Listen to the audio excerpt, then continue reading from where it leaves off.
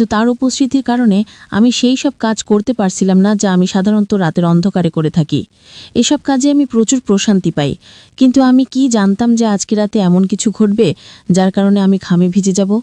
তিনি মাত্র 2টি আঙ্গুল দিয়ে আমাকে পাগল করে দিয়েছিলেন, আর এখন আমি সেই সব কথা আপনাদের বলতে যাচ্ছি।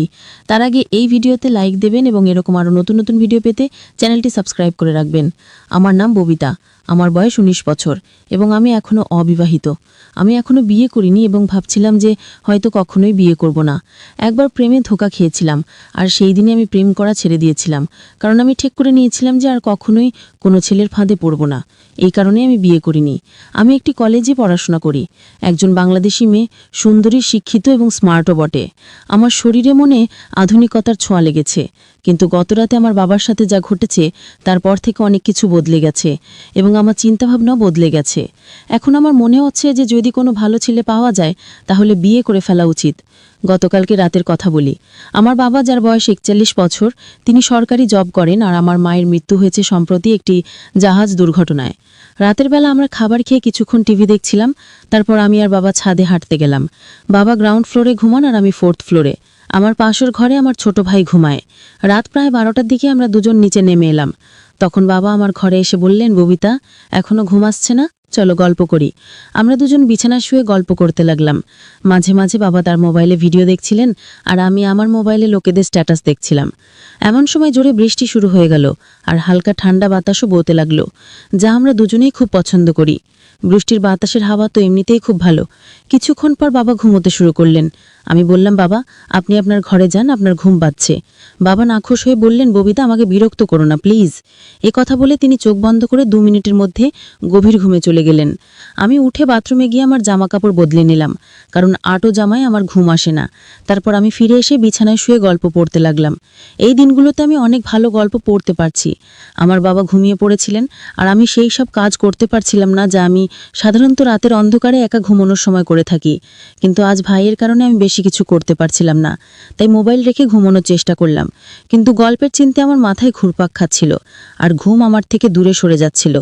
রাত গভীর হতে লাগলো, আর আমার মনে এক অদ্ভুত অস্থিরতা বাসা বাঁধতে লাগলো। ঘুম তো ছিলই না, আর মাথায় সেই গল্পই চলছিল যা আমি ঘুমানোর আগে পড়েছিলাম।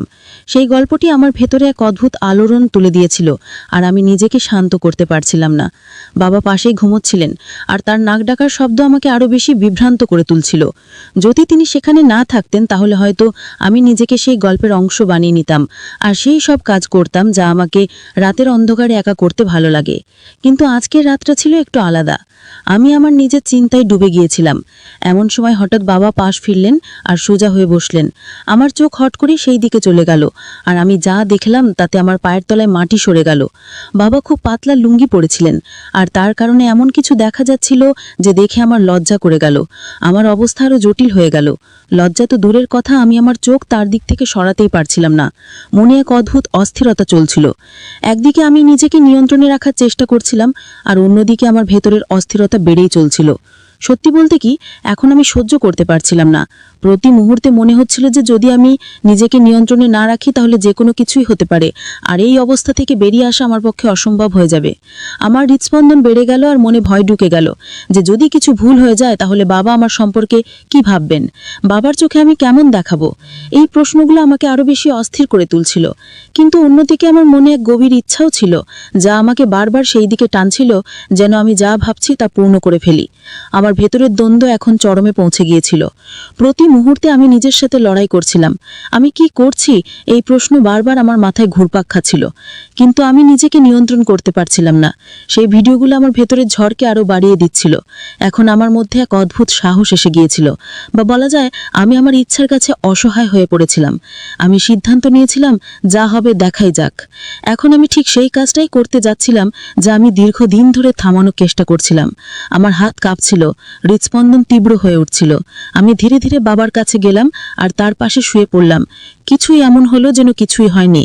মনে হুলস্থুল পড়ে গিয়েছিল, কিন্তু আমি নিজেকে সামলে রেখেছিলাম। কিছুক্ষণ আমি ঘুমের ভান করলাম, যাতে যদি হঠাৎ তিনি জেগে ওঠেন তাহলে মনে করেন আমি গভীর ঘুমে আছি। হৃদস্পন্দন তীব্র হচ্ছিল, কিন্তু আমার চেহারায় শান্তির ছাপ ছিল।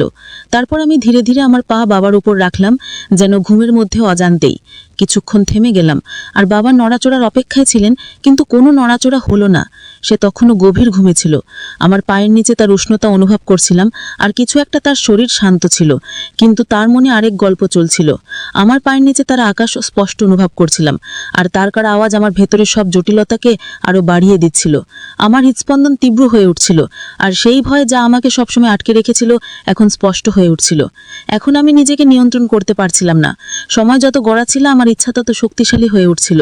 আমি জানতাম যদি এখন নিজেকে নিয়ন্ত্রণ না করি তাহলে এমন কিছু ঘটবে যা থেকে ফিরে আসা সম্ভব হবে না। কিন্তু কিছুক্ষণের মধ্যেই আমার মন আর মন যেন যুদ্ধ করছিল, আর আমি ধীরে ধীরে আমার হৃদয়ের কাছে হেরে যাচ্ছিলাম। আমি আবার আমার পা হালকা করে সরিয়ে নিলাম, এটা বোঝার জন্য যে তার ঘুম কত গভীর, কিন্তু কোনো নড়াচড়া হলো না। এখন আমার মন ঠান্ডা হচ্ছিল, আর শুধু একটা কথাই মনে ঘুরছিল, রাত আর নিস্তব্ধতা আমার ভেতরে এক ঝড় তুলে দিয়েছে।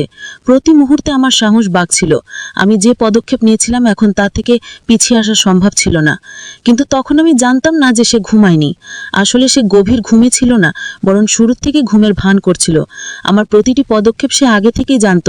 আমি যা অনিচ্ছাকৃতভাবে করছিলাম তা বাবা ইচ্ছাকৃতভাবেই দেখছিলেন। সম্ভবত আমাকে শাস্তি দেওয়ার জন্যই তিনি চুপচাপ শুয়েছিলেন। আমি একবারই জানতাম না যে তার চোখ বন্ধ থাকলেও তার মস্তিষ্ক পুরোপুরি জাগ্রত ছিল।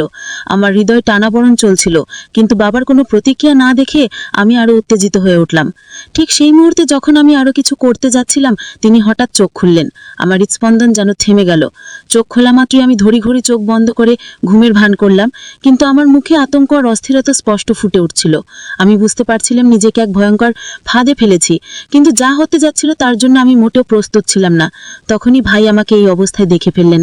কিছু বলার আগেই তিনি কোনো লজ্জা বা দ্বিধা